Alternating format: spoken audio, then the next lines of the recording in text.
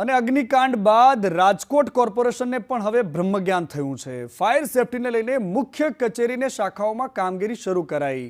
હવે ખાટલે મોટી ખોડ એ હતી કે અહીંયા આરએમસીના બિલ્ડિંગોમાં જ આરએમસીની પ્રોપર્ટીમાં જ ફાયર સેફટી નહોતી અને એટલા જ માટે હવે રહીને એમને ચેકિંગ શરૂ કર્યું। ફાયર સેફટીના સાધનોનું અને ઇન્સ્ટોલેશનનું કાર્ય પણ શરૂ કરાયું। દોઢ દાયકા પહેલા બનેલા કોર્પોરેશનના બિલ્ડિંગમાં હવે કામગીરી કરાઈ છે। મેયર અને સ્ટેન્ડિંગ ચેરમેનની ઓફિસમાં ફાયર ઇન્સ્ટોલેશનની કામગીરી કરાઈ। જનરલ બોર્ડમાં વિપક્ષે ફાયર સેફટી અંગે વિરોધ કર્યો હતો। વારંવાર ઉઠેલા સવાલો બાદ મનપાને થયું કે આપણા ત્યાં પણ સેફટીની જરૂર છે, બાકીના લોકોને સલાહ આપવાનું પછી કરીશું।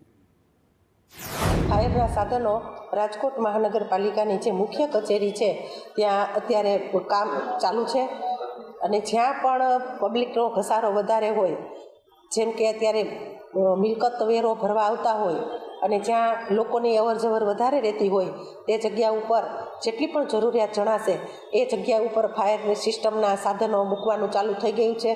કોર્પોરેશનની મેઇન બિલ્ડિંગમાં પણ અત્યારે એનું કામ ચાલુ છે।